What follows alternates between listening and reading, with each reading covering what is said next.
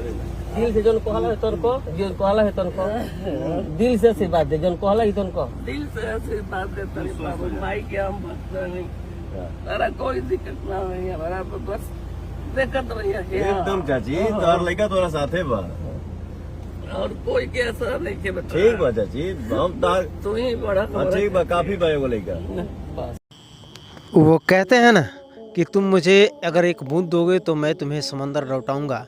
ऐसा ही कुछ किस्सा हुआ है पावर स्टार पवन सिंह और बिजली रानी के साथ में। जी हाँ, एक समय था कि बिजली रानी के पास पावर स्टार पवन सिंह गाने को सीखने जाते थे और भाई साहब वहाँ पे खाते पीते सोते थे, मतलब एक परिवार जैसा माहौल था। लेकिन आज बिजली रानी बहुत बड़ी बीमारी से जूझ रही हैं और उनके आगे पीछे कोई नहीं है, लेकिन पावर स्टार पवन सिंह एक बेटे के जैसे उनके साथ खड़ा हुए हैं और उनका साथ दे रहे हैं।